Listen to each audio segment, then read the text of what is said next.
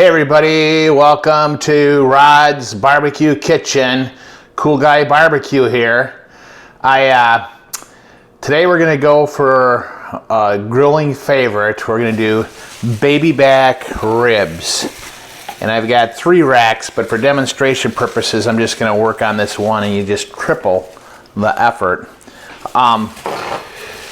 The first thing you do when you start working with baby backs is there's a membrane on the back and you need to get that off, and it works good if you use a paper towel.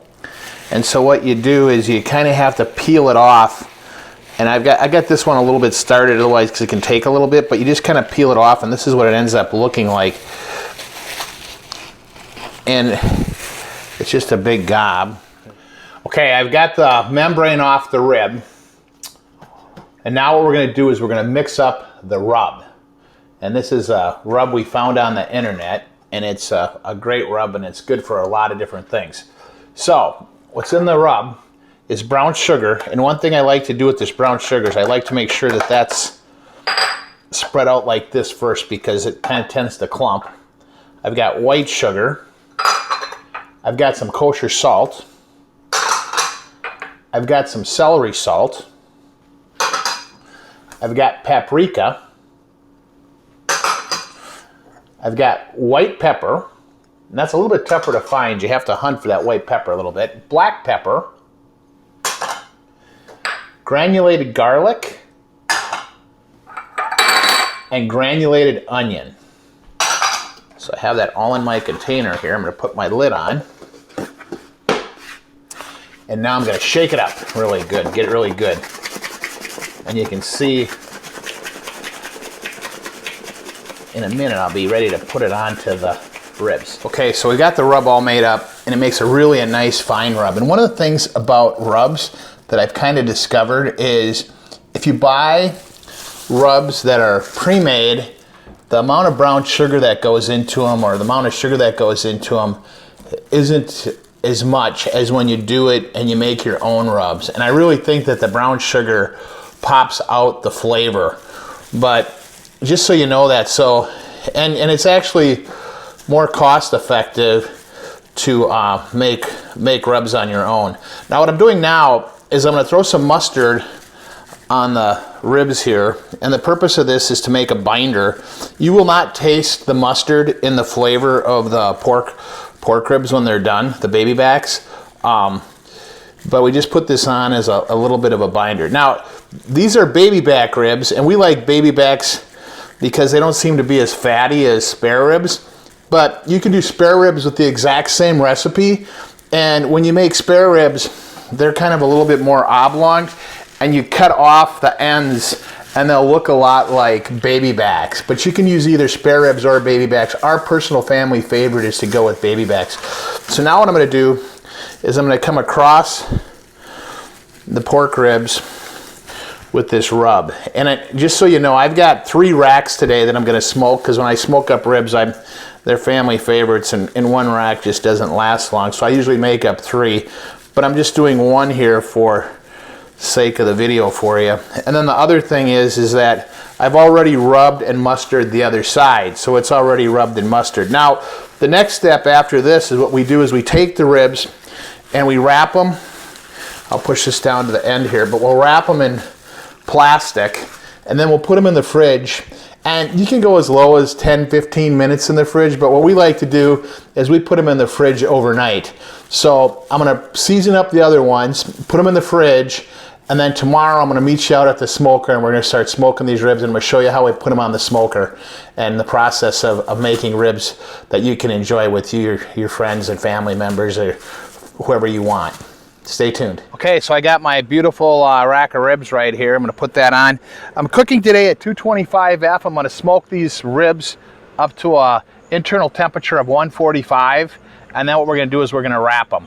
So I got the grill all cleaned up today, and we're going to pop them on, and off we go. Okay, I'm out here at the grill. It's been 2 hours, and we want to get these ribs up to a internal temperature with the digital thermometer of 145. So let's see how we're doing. If you want to come and look a little closer here, You can see how good they look. And there's the thermometer. Okay, we're right there. We're a little bit higher, but not bad. So now what I'm going to do is I'm going to take these bad boys off. And we're going to go into the house and we're going to double wrap them in foil. Okay, now I'm back in the house and I got my rack of ribs that are at 145 and I'm going to double wrap them in foil. Now, I use heavy duty wrap, that's what people say, and there's a little bit of a trick to this. I'm going to kind of tent these when I wrap them, and the reason is that I'm trying to make it so that I can catch the grease that's going to develop inside the tin foil. So I want to catch that grease. It makes it easy to clean. So I double wrap the ribs and I kind of tent them up like this. And the other thing you want to do is you want to keep, remember how you wrap them, because you want to have the meat side to the top and the bone side down when they go back on the grill and we cook. And what we're going to do is we're going to raise the temperature up to 275 on the grill when we get them out there, because there's not much more we can do to build smoke flavor into the grills once they're wrapped, into the ribs once they're wrapped with foil. So stay tuned. All right, so I'm back here out at the smoker and everything's going right along as planned. We put those right back out on the center, and now I'm going to raise my temp to 275, and we're going to bring them up to an internal temperature around 205. So when they get at 205, they'll be ready for going into the cooler and then cutting and eating. So stay tuned. Okay, everybody, so the ribs are out on the grill smoking, and we're going to bring those in a little while and put them in the cooler. And what I've got now is I'm making the barbecue sauce that's going to go on the ribs after we cut them up, okay? So the first thing we have to do is we have to add some butter to a pan along with some onions. And what I need to do here is I just need to kind of get these onions stirred in with the butter, glaze them up a little bit. And then what we're going to do is we're going to come back and we're going to add the other ingredients. Okay, so I've got my onions all glazed up here.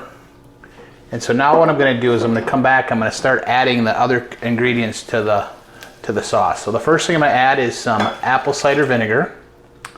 I'm going to add some molasses.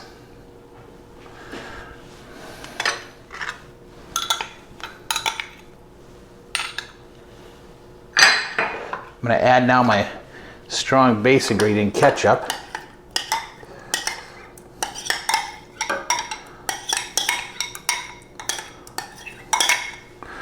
Stir this up just a little bit, get it going. And in the meantime, I'm going to add some granulated garlic, some black pepper, some brown sugar, and last but not least, some yellow mustard. And now what I'm going to do is I'm going to let this heat on the burner here and simmer, and it's going to make a fantastic barbecue sauce. Now, we found this recipe on the internet. This is called Kansas City style barbecue sauce, and it is one of our favorites. It's way better than anything you can buy store-bought, and it's really easy to make. You can make it right on the stove, and it's not only good for ribs, but it's good for anything barbecue. It's a fantastic barbecue sauce. So stay tuned. We're going to pour this on the ribs here shortly and get them to go back out on the smoker. Okay, just show you guys these ribs here real quick.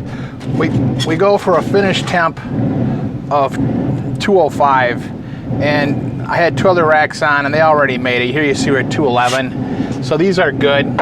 So what we're going to do is we're going to take these in the house now and we're going to put them in the cooler to rest.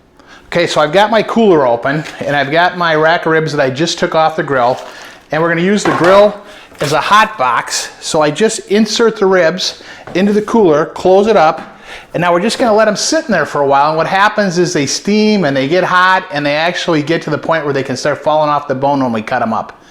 All right, stay tuned. Okay, so I've got my rack of ribs. They were resting in the cooler, and you can let them rest anywhere from a half hour to 3 or 4 hours. And that just kind of lets them pre-cook and it helps them come off the bone, I guess. But I know it's just something we've learned by following things on the internet. Now, I've got my workstation set up here, and I've done this by trial and error, and I used to be really sloppy when I cut my ribs up, but now I got a really neat system. I'm going to show you that so that you can keep your work area clean when you cut your ribs up. So I put this nice towel down, and I put the ribs on top. I've got my bar stool, I've got my knife, I've got my pan to catch my ribs. I've also got a towel under my chair just in case I get any dripping off the ribs as I cut them up. But, so what I do is I unpeel them, and when I unpeel the packages, you're gonna see in just a second here how these ribs are gonna look. And they look awesome. And as you also know, I've got this juice around them, and that's what you're trying to prevent from going all over the place. So if you're cutting multiple racks of ribs, you want to just kind of follow this method. So what I do is I kind of take my knife and I look for where the bone is, and I just kind of start feeling down where that bone is, and I just cut right alongside of it, and I usually cut them into sections of 2 ribs, okay? And I'm going to keep cutting here. And what this rack of ribs, looking for the bone right there, it is, it makes roughly 1, 2, 3, 4, 5, 6 pieces, okay? So now what I'm going to do, I'm going to pick one up here, and if you look just how juicy they are, and sometimes you'll even see a little bit of pink for the smoke ring, and then I load them right into my foil pan, and then what I'm going to do in a little bit is I'm going to take and pour some of our homemade barbecue sauce over the top of them, and then we put them back out on the smoker, let them smoke up with a tin foil over the top, and they get really, really scrumptious. Now, you can also lather them on the grill. Makes a big mess if you want, but you can do that as well. And off you go. Now, okay, I've got the ribs all sauced up in my foil pans. I'm going to wrap these in just a second and then take them out to the smoker. You can see this is 3 racks of ribs right here. That's what I have. But the other thing I wanted to show you is just how clean the work area is when you're done. Once I foil these up, all I'll have to do is just take this towel and fold it up and throw it in the laundry room, and it's going to be really clean. And I can tell you from years of experience of doing this, the first few times I tried cutting ribs up, it was so sloppy, but the technique I just showed you is really, really good. And right alongside me, you can't see it, I got a bucket for the discarded tin foil and any rib bones that I wasn't able to finish up with. And my knives are really clean too. So just fold this up like this. You can wipe up your spot, and there you go. You got a nice clean kitchen when you're done. So I'm gonna go take these out to the smoker. We're gonna put them on there. What we're gonna do is we're gonna set now the sauce on the ribs, and then they're gonna be ready to chow on, and we'll come back and we'll give you the Rod Teets moment of truth. Okay, I've had these out on the grill for a half hour, and you can see that they're already steaming really, really nice. And there they are. Look at those beautiful, beautiful ribs. So what I'm gonna do now is I'm just gonna take one off right here. Look at that, isn't that just look awesome? And I just hold that up to the camera so you get a good look at it. So now, I'd grab it, but I know it's gonna be really hot. But look at this, I can just take my knife and I can just pull it right through. Now, a good rib, you can kind of just chew it off the bone. These are perfect. Really, really awesome. One more bite.